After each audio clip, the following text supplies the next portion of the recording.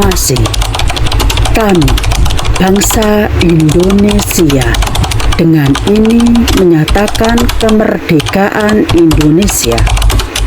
Hal-hal yang mengenai pemindahan kekuasaan dan lain-lain diselenggarakan dengan cara saksama dan dalam tempo yang sesingkat-singkatnya. Jakarta, tanggal 17 bulan Agustus tahun 1945. Atas nama bangsa Indonesia, Soekarno-Hatta. Assalamualaikum warahmatullahi wabarakatuh. Selamat siang, salam sejahtera bagi kita semua. Salam, Om Swastiastu, Namo Buddhaya, Wididong Tian, salam kebajikan. Bapak Ibu, isi teks proklamasi baru saja dibaca pada tanggal 17 Agustus tahun 2024 pada saat upacara kemerdekaan Indonesia. Dengan dibacanya proklamasi berarti menjadi tanda bahwa Indonesia merupakan negara merdeka yang bebas dari penjajahan kolonial. Sekaligus kebulatan tekad kita untuk berdaulat dan sudah tidak lagi tunduk di bawah penjajahan negara lain. Teks proklamasi awalnya disusun oleh Soekarno, Muhammad Hatta, dan Ahmad Subarjo dengan tulisan tangan. Naskah proklamasi yang ditulis oleh Soekarno kemudian diketik ulang oleh Sayuti Melik.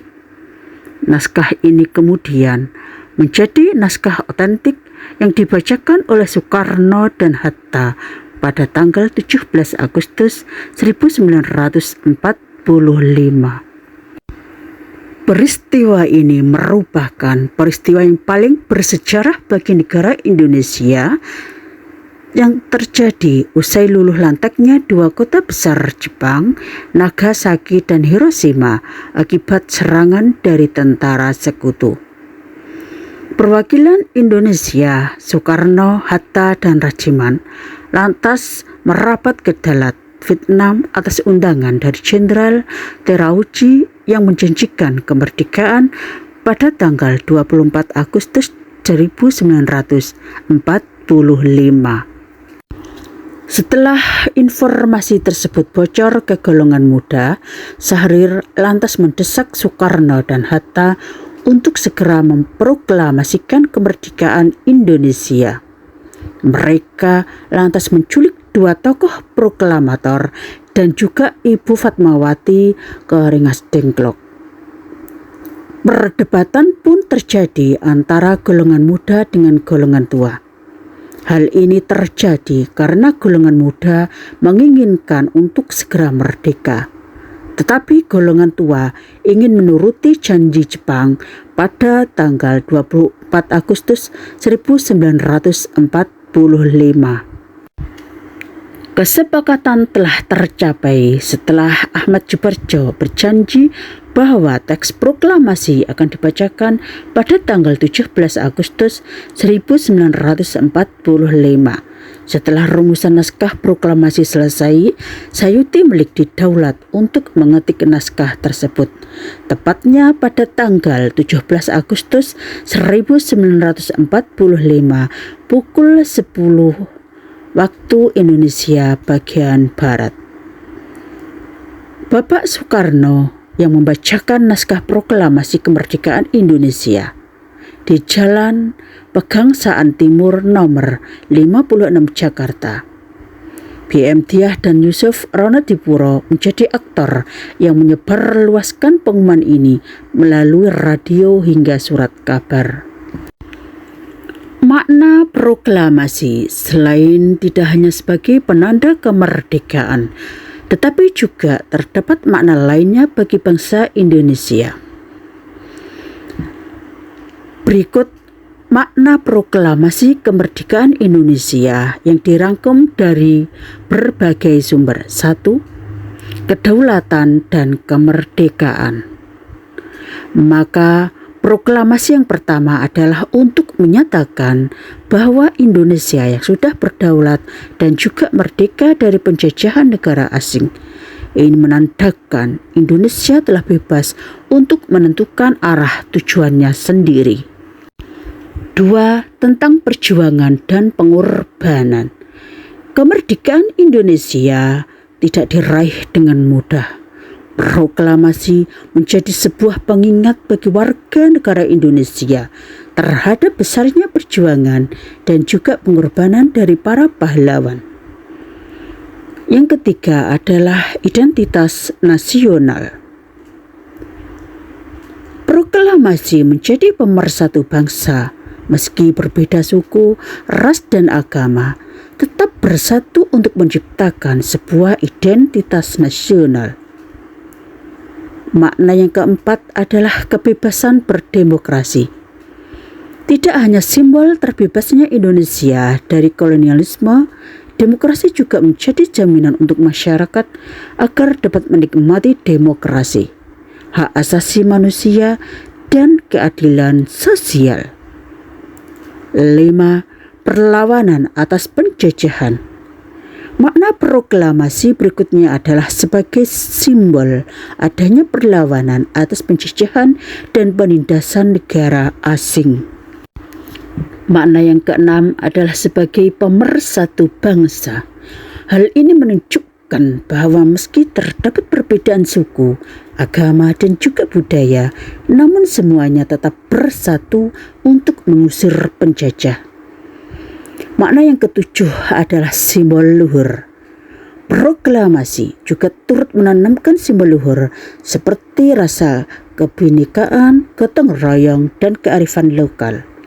8. Menyongsong pembangunan. Makna proklamasi yang terakhir adalah untuk dapat membangun bangsa ini agar lebih maju dan turut berkontribusi untuk kemajuan masyarakat Indonesia. Bapak, Ibu, hari ulang tahun kemerdekaan Republik Indonesia sudah memasuki ke-79. Logo hari ulang tahun ke-79 kemerdekaan Republik Indonesia tahun ini merupakan kolaborasi Kemensetnek, Kementerian Pariwisata dan Ekonomi Kreatif, serta Asosiasi Desainer Grafis Indonesia.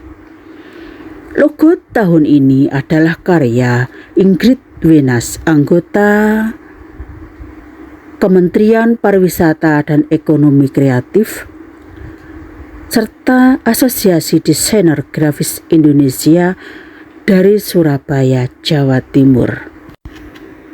Tema hari ulang tahun ke-79 kemerdekaan Republik Indonesia adalah Nusantara Baru, Indonesia Maju.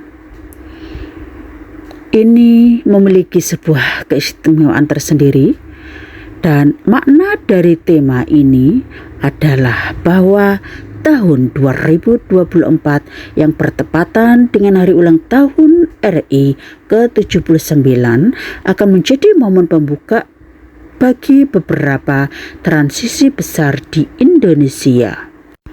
Hari ulang tahun ke-79 Republik Indonesia telah mencakup 3 transisi utama, yaitu 1. Menyongsong ibu kota baru, 2. Pergantian kepemimpinan, 3. Persiapan menuju Indonesia Emas tahun 2045. Bapak Ibu, kenapa kita memakai tema Nusantara Baru, Indonesia Maju? Indonesia membutuhkan semangat baru yang besar dengan persatuan dan kesetaraan untuk mencapai semua tujuan. Dalam perjuangan yang baru ini, negara tetap berpegang pada nilai-nilai luhur serta menghormati kodrat alam dan budaya.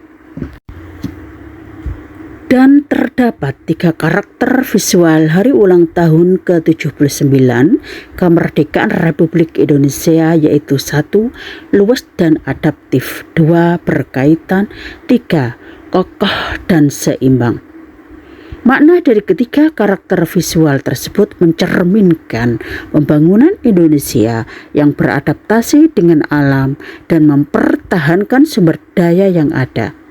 Bangsa Indonesia terdiri dari beragam adat yang berbeda, namun hal tersebut tidak menyurutkan sifat persatuan.